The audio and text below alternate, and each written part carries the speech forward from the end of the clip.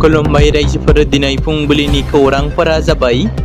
गिबि खौराङा दङ सिकनाझार नेशनेल पार्क इसिटिआव हाग्रानि मैदेरनि गाग्लोबनायाव लाइमोननि एबा सासे लाइमोननि गोब्राबै जोखोम।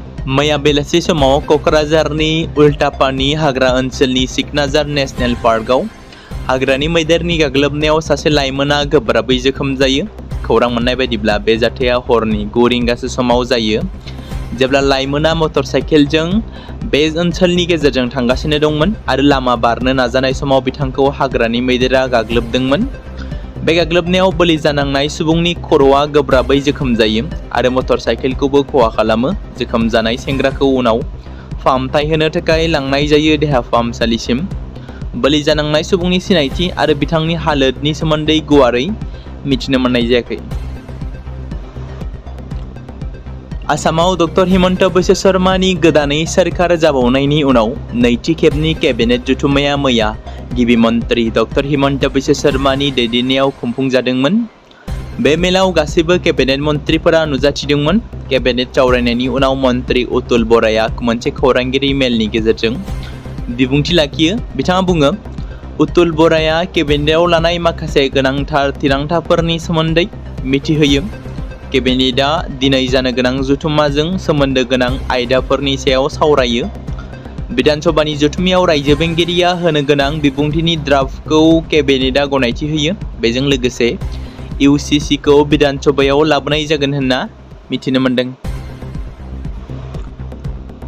स्कुल आरो कलेजफोराव फरायसाफोरखौ हिजाब गाननो गनायथि होनायनि कर्नाटक सोरखारनि थिरांथाखौ विश्व हिन्दु परिषदआ हेंथा होदों। मंगलबारखालि बिएचपिआ कर्नाटक सोरखारनि बे थिरांथाखौ गोख्रोङै बेरेखा खालामदों।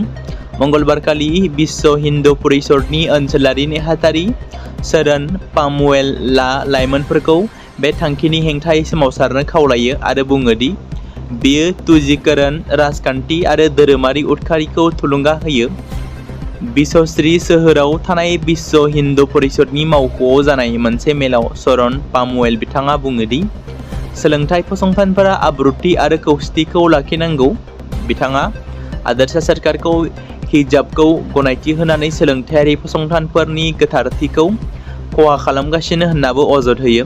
पामुवेल बिथाङा बुंबावो दि सोरखारनि बे थिरांथाया माखासे फरायसाफोर आरो लाइमोनफोरनि गेजेराव रागा जोंखांहोदों। बिजनी पुलिसनि मोनसे गेदेर जाफुंसारनाय।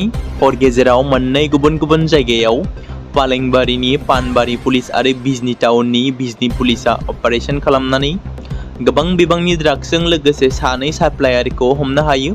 पुलिसनिफ्राय मिथिहोजानाय खौरांनि सायाव बिथा खालामनानै उरानिया दालांनि साखाथियाव बिथांमोना काचार जिल्लानि जामालपुरनि थागिरि consule हुसैन लस्कर, जाय 25 बोसोर बैसोनि, बिथांखौ सासे साप्लायारखौ हमनो हायो आरो गोबां बिबांनि फेग्रा मुवाबो बोखांनो हायो। मख'नो गोनां दि बिजनी पुलिसनि अपारेशनाव अफिसार इनचार्ज रितु ज्योति नाथनि दैदेननायाव हमजानाय consule हुसैन लस्करनि खाथिनिफ्राय ड्राग्सजों बुंफबनाय मोन 7 साबोननि बाक्सुफोरखौ जब्द खालामनाय जायो, जेराव ड्राग्सनि गासै लिरथाया 263.6 ग्राम। फारसेथिं पानबारि पुलिसनि सिङाव थानाय पालेंबारियाव गुबुन सासे साप्लायारखौ ड्राग्सजों लोगोसे हमनाय जायो। मावख'गिरि बिनय मालाकारनि दैदेननायाव पानबारि पुलिस थानानि सार्कल अफिसार रितुल मणि दासआ खालामनाय अपारेशनाव ड्राग्सजों बुंफबनाय गं 44 प्लास्टिकनि कन्टेनार आरो गंसे मबाइल फनखौबो जब्द खालामनानै गाजी रहमान उर्फे काल मुंनि सासे साप्लायारखौबो हमनो हायो। गाहाय मन्त्रि नरेन्द्र मदिया मोनबा गुबुन गुबुन हादोर दावबायनायनि जोबथा दावबायनाय समाव इटाली सफैयो, जेराव गाहाय मन्त्रिया रम सहैनाय लोगो लोगो इटालीनि गाहाय मन्त्रि जियर्जिया मेल'नीजों लोगो हमो आरो गोसो गोरबोजों नरेन्द्र मदिखौ जियर्जिया मेल'नीआ बरायनानै लायो। फारसेथिं गुबुन हादोरनिफ्राय फैनाय भारतारि सुबुंफोराबो नरेन्द्र मदिखौ इटालीयाव बरायनायखौ नुनो मोन्दों। इटालीयाव सहैनाय गाहाय मन्त्रिया गुबुन हादोरनिफ्राय फैनाय भारतारिफोरजों मोनसे हारिमुआरि हाबाफारिबो लायो। गाहाय मन्त्रिया रायजो राजाफोरजों रायज्लायो।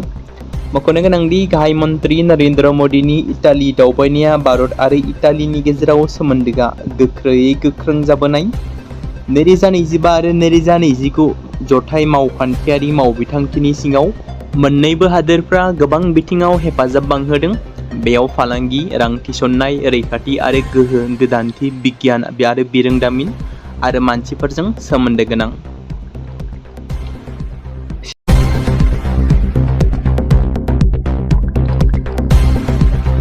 बे समाव मोनसे गोजोनथाव खौरां बाक्सा जिल्लानि बरमायाव थानाय रुरेल एकाडेमिया लानानै फैदों नोंथांमोननि थाखाय मोनसे गोजोनथाव खौरां। थांनाय HSLC आरो हायार सेकेन्डारिनि आनजादाव जाय फरायसा आरो फरायसुलिफोरा उथ्रिसारनो हायाखैमोन एबा फेल जादोंमोन, बेनि थाखाय रि-एग्जाम होफिननो गोसो गुदुं फरायसाफोरा थाबैनो बरमा सेकेन्ड गेटआव थानाय रुरेल एकाडेमियाव मुं थिसनफैनानै मेट्रिक आरो HS आनजादखौ होफिननो हागोन। बेनि अनगायैबो जाय फरायसाफोरा थांनाय मेट्रिक आरो HS आनजादाव नांगौ बादि जौखोन्दो एबा मार्क्स लानानै उथ्रिसारनो हायाखैमोन, बिथांमोनाबो बे रुरेल एकाडेमियाव एडमिशन खालामफैनानै मार्क्स इमप्रुभमेन्ट खालामनो हागोन। स्ट्रिम हिसाबै आर्टस, साइन्स आरो कमार्सनि गासैबो फरायसाफोरा रुरेल एकाडेमियाव एडमिशन खालामनो हागोन। बेनि थाखाय थाबैनो 8761903455 नङाब्ला 87203585 जानबुं नम्बराव जगाजग खालामहरनो हागोन। चिरां जिल्ला बिजनी मालिपारा दलगाव गामियापाड़ा दिनै गाजा गोमजायै आजिरा मोननाय भारतीय रौनिया बिफानाव मावनानै फैनाय रनिन गयारी, जाय MACPNK/SUB जों लोगोसे आजिरा मोननाय फोरोंगिरि आरो लोगोसे 2022 इं मायथाइनि HSLC आरो HS आनजादाव उथ्रिसारनाय फरायसाफोरखौ मान बावदों।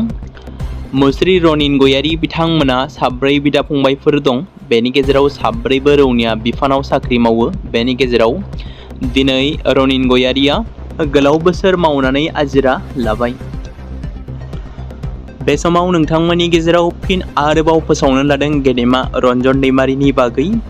जों मिथिगौ मोनसे समाव आलादा रायजो बड'लेण्डनि थाखाय हारिनि रैखाथिनि थाखाय बर'नि हाथियार लाग्रा आफाद जोनोम होनानै गोबाव सम सोरखारनि हेंथायै दावहा नांबोनाय बयजोंबो मोजां मोनजाग्रा रन्जन दैमारिया दासिमबो जोबथेसालियावनो दं। CBI केसजों एक्टिभ जानानै थानायनि जाहोनाव बिथांजों लोगोसे माखासे बारग' NDPफोर केडारफोरा दासिमबो जेलावनो दं। बिथां गेदेमानि बिनानाव अनजालि दैमारिनि नाजानाय आरो गोबां गुबुन बारग' NDPफोरनि गोख्रों नाजाबोबाय थानायजों गोबां खेब हियारिं जानानै थांदोंब्लाबो मोजां फिथाइ थायाखै, जेराव गोबां खेब बेल हियारिं जानो गोनां समावनो उकिलफोरनि सम आरो खाबु होनो हायैनि जाहोनाव गेदेमा रन्जन दैमारिनि हियारिंआ आद्रा जानानै थानो गोनां जायो। माब्ला बिथांनि फिन हियारिंआ जाफिनगोन, माब्ला बिथाङा जोंनि गेजेराव बर' हारिनि गेजेराव उदां जानानै फैनो खाबु मोनगोन। बेराफारसेथिं बर'नि गोबां गोजौ थाखोआव थानाय दैदेनगिरि राजखान्थिगिरिफोरखौ आथिखालाव गेदेमा बिथांनि फारसे जेबो बाथ्रा बुङै उदां खालामनांगौनि थाखाय सोरखारनि हेंथायै बाथ्रा बुंनायखौ नुनो मोनाखै। सोर गारां दैखांगोन रन्जन दैमारिनि थाखाय, बेखौ उननि समासो फोरमायसिगोन। कंग्रेस पार्टीया जुबिन गार्गखौ लानानै राजखान्थि खालामनायनि थाखाय मोनफ्रोम बियाबाव 20% भटजों बांसिनै मोनदों। जुबिनखौ लाना राजखान्थि खालामनायफ्रा थांना थानाय समाव जुबिनखौ सावरायदोंमोन। जोंनि थाखाय जुबिना सिगांबो दंमोन, दाबो दं आरो इयुनावबो थागोन। जुबिन खेत्रआव नुजाथिनानै गिबि मन्थ्रिया बेबादि बिबुंथि लाखिदों। साउथ इन्डिया सिनेमानि बायदि मोनसे नुथाय सोमजिदों, जाय नुथाया जादों धेमाजि जिल्लायाव सोमजिदों। धेमाजि जिल्लानि सिङाव थानाय सिलाफोथार ट्रेन स्टेशन आरो आरसि फोथार ट्रेन स्टेशननि गेजेराव गंसे टाटा सुमो गारिया रेल ट्रेकआव नांथानानै थादों, जेराव ओनसोलनि थागिबिफोरा ट्रेनखौ लाखिहोनानै टाटा सुमो गारिखौ जेने थेने बोखारनो हायो आरो बे गिख्रंथाव जाब्रबथायनिफ्राय रैखा खालामनो हायो। खेबसे नङा, खेबनै नङा, खनले गोसोखां बिलाइ एबा मेम'रेन्डाम गथायदों बड'लेण्ड जनजाति सुरक्षा मन्चआ। हाग्रा ओनसोलाव आयेन बेरेखा हादान सिफायना थानाय बे दखलकारिफोरखौ एभेक्सन खालामनांगौनि गोख्रों दाबि दैखांदों BTC सोरखारखौ। खौरांगिरिनि सिगाङाव गोबांथार बाथ्रा बुंथिदों दावराव देख्रेब नार्जारिया, जेराव BTCआवबो एभेक्सन खालामनांगौनि दाबि दैखांदों। लाभ जिहाद जाथायखौ लानानै क'क्राझाराव दुंहाव थासारि। আহিदुल शेख मुंनि सासे लाइमोना क'क्राझार जिल्ला सिंनि दलमारा ओनसोलनि 2 गथ'नि बिमाखौ, अदेबानि सासे आदिबासि हारिनि आइजोखौ खावनानै लांनाय जाथाया ओनसोल नाङैनो दुंहाव थासारि सोमजिहोदों। जाथायनि सोमोन्दै सालाकाथि पुलिस थानायाव एफआइआर थिसननाय जादोंमोनब्लाबो पुलिसा जेबो राहा लायैनि अजदजों आसा आरो नखरनि सुबुंफोरा खुद्रिसारदों।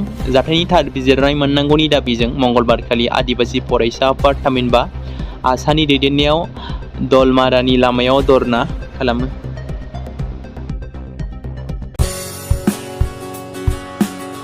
बे समाव मोनसे गोजोनथाव खौरां। क'क्राझार जिल्लानि सिङाव थानाय बड'लेण्ड एकाडेमि सेनियर सेकेन्डारि स्कुला लानानै फैदों बिटिसि हालामनि थाखाय मोनसे गोजोनथाव खौरां। 2026 आरो 2027 सोलोंथाइ बोसोरनि थाखाय क'क्राझार तिनिआलिनि हल्टुगाव आउटपस्टआव थानाय बड'लेण्ड एकाडेमि सेनियर सेकेन्डारि स्कुला फार्स्ट इयारनि थाखाय प्रि एडमिशन एबा जेबो बेसेन होनाङालासे मुं थिसननाय आरो फर्म गथायनाया दासान्दि सोलिगासिनो दङ आरो बेनि गेजेराव देग्लायनि मेट्रिक आनजादाव 100आव 75 जौखोन्दोनि गोजौआव जौखोन्दो लानानै उथ्रिसार जानो हानाय साबा फरायसा एबा बिजाथिफोरनि थाखाय आबुङै जेबो बेसेन होनाङालासे मुं थिसननो आरो फरायनो थाखाय खाबु होनाय जादों आरो बेनि अनगायैबो बोसोरै फरायसा आरो फरायसुलिफोरखौ लानानै EBS ट्रिप एबा सोलोंथायारि दावबायनायखौ लानाय जायो। मख'जाथावदि बे बड'लेण्ड एकाडेमि सेनियर सेकेन्डारि स्कुलाव आर्ट्स स्ट्रिमनि थाखाय आयदा हिसाबै इंलिश ML बड', political science, education, history, economics, advance बड' गासैबो आयदाखौ मोननो हागोन आरो बे सेकेन्डारि स्कुलाव इंराजि आरो बर' बिजोङा थागोन। मोजां सोलोंथाइ लानायनि अनगायैबो बड'लेण्ड एकाडेमि सेनियर सेकेन्डारि स्कुलाव उफ्रा सोलोंथाइ हिसाबै एनभायरनमेन्ट फिल्ड स्टाडि बायदिखौ लानानै सोलोंथाइ लानो हागोन। बेनि अनगायैबो बे फरायसालियाव हौवासा आरो हिन्जावसाफोरनि थाखाय आलादा आलादायै हस्टेलनि खाबुफोर होनाय जादों। बेनि थाखाय नोंथांमोना आबुङै मिथिबावनो थाखाय एबा थोंजोङै फोनांजाब खालामहर 9101488399 जानबुं नम्बराव।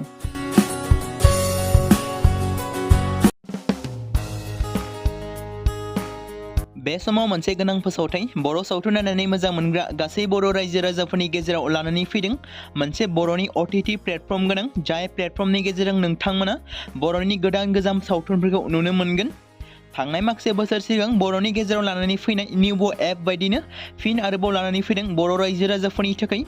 बे बाथ्राखौ मख'नाया गोनांदि 2025 मायथाइनि जानुवारि दानाव ओंखारनाय आंगो स्ट्रिम मुंनि मोनसे OTT प्लेटफर्म गोनां निउबो एपनि गेजेरजों नोंथांमोना गोबांथार बर'नि सावथुनफोर जेरै ट्रेजेडि, रमान्टिक, एक्शन आरो कमेडिजों बुंफबनाय सावथुनफोरखौ नुनो मोनगोन। जेरै सनानि नखर, थांखि गैयै समाज, अनसुला आफा, हिर', बिमा बायदि बाजै, अर, थैसाम, वान्टेड, संदान आरो रं नाम्बार बायदि सावथुनफोरा मख'जाथाव। बेफोर सावथुनफोरखौ नायनो थाखाय नोंथांमोना गिबियावनो आंगो स्ट्रिम एपखौ गाव गावनि मबाइलाव थानाय प्ले स्ट'रनिफ्राय डाउनल'ड खालामनानै लोगोसे इनस्टल खालामनानै गावनि मबाइल नाम्बारजों लगइन खालामनानै लाग्रोनांगोन। बेनि उनाव नोंथांमोना गोबांथार नुनो मोनै सावथुनफोरखौ गुगोल पे, फन पे आरो पेटिएमजों रं नाम्बार सावथुनखौ नायनो थाखाय 60 रां आरो संदान सावथुनखौ नायनो थाखाय 80 रां, वान्टेड सावथुनखौ नायनो थाखाय 60 रां, थैसाम सावथुनखौ नायनो थाखाय 60 रां बेबायदिनो गोबांथार नुनो मोनै सावथुनफोरखौ नायनो थाखाय सुबिदा खालामनानै होदों आंगो स्ट्रिम प्लेटफर्मा। फिन नोंथांमोननि गेजेराव फोरमायबावनो लादों बर' सावथुन नायनानै मोजां मोनग्रा गासै बर' रायजो राजाफोरनि गेजेराव लानानै फैदों मोनसे बर'नि OTT प्लेटफर्म गोनां, जाय प्लेटफर्मनि गेजेरजों नोंथांमोना बर'नि नुनो मोनै सावथुनफोर जेराव गोदान गोजाम सावथुनफोरखौ नुनो मोनगोन। बे बाथ्राखौ मख'नाया गोनांदि 2025 मायथाइनि जानुवारि दानाव दिहुनजानाय आंगो स्ट्रिम मुंनि मोनसे OTT प्लेटफर्म गोनां एपनि गेजेरजों नोंथांमोना गोबांथार बर'नि ट्रेजेडि, रमान्टिक, एक्शन आरो कमेडिजों बुंफबनाय सावथुनफोरखौ नुनो मोनगोन। जेरै रं नाम्बार, संदान, वान्टेड, थैसाम, अर, बिमा बायदि बाजै, हिर', अनसुला आफा, थांखि गैयै समाज, सनानि नखर बायदि बायदि सावथुनफ्रा मख'जाथाव। बेफोर सावथुनफोरखौ नायनो थाखाय नोंथांमोना गिबियावनो आंगो स्ट्रिम एपखौ गाव गावनि मबाइलाव थाखानाय प्ले स्ट'रनिफ्राय इनस्टल खालामनानै गावनि मबाइल नाम्बारजों लगइन खालामखांनायनि उनाव नोंथांमोना गोबांथार नुनो मोनै सावथुनफोरखौ गुगोल पे, फन पे आरो पेटिएमजों रं नाम्बार सावथुनखौ नायनो थाखाय 60 रां, संदान सावथुनखौ नायनो थाखाय 80 रां, वान्टेड सावथुनखौ नायनो थाखाय 60 रां, थैसाम सावथुनखौ नायनो थाखाय 60 रां बेफोरबायदिनो अर सावथुनखौ नायनो थाखाय 60 रां पे खालामनांगोन। बेबायदिनो गोबांथार नुनो मोनै बर' सावथुनफोरखौ नायनो थाखाय सुबिदा खालामनानै होदों आंगो स्ट्रिम प्लेटफर्मा। बे समाव मोनसे गोजोनथाव खौरां बिटिसि हालामनि रायजो राजाफोरनि थाखाय मोनसे गोनां फोसावथाय। क'क्राझार जिल्लानि सिङाव थानाय बड'लेण्ड एकाडेमि सिनियर सेकेन्डारि स्कुला लानानै फैदों गोजोनथाव खौरां। बड'लेण्ड एकाडेमि सिनियर सेकेन्डारि स्कुला 2026 आरो 2027 सोलोंथाइ बोसोरनि थाखाय लानानै फैदों नार्सारिनिफ्राय लानानै थाखो 9 सिम फरायसा आरो फरायसुलिफोरनि गुन गोनां सोलोंथाइनि थाखाय खम बेसेनावनो गोदानै मुं थिसननायनि खाबुखौ होगासिनो दं। मख'जाथावदि क'क्राझार जिल्लानि हल्टुगाव आउटपस्टआव थानाय क'क्राझार तिनिआलिनि बड'लेण्ड एकाडेमि सिनियर सेकेन्डारि स्कुला गुन गोनां सोलोंथाइ होनायजों लोगोसे थाखो 9 नि थाखाय इलेक्टिभ साबजेक्ट महरै मेथामेटिक्स, जिअ'ग्राफि, हिन्दी, हिस्टरि बायदि आयदाखौ लानो हागोन। मोजां सोलोंथाइ लानायनि अनगायैबो बड'लेण्ड एकाडेमि सिनियर सेकेन्डारि स्कुलाव उफ्रा सोलोंथाइ हिसाबै environment field study, English speaking course बायदिखौ लाफानानै सोलोंथाइ लानो हागोन। बेनि अनगायैबो गोजान लामा हान्थिनानै फरायग्रा फरायसा फरायसुलिफोरनि थाखाय आलादायै मोजां हस्टेलाव थानानै फरायनो हानायनि खाबुफोर होनाय जादों। बेनि थाखाय नोंथांमोना आबुङै मिथिबावनो थाखाय एबा थोंजोङै फोनांजाब खालामहर 9101 488 399 जानबुं नम्बराव।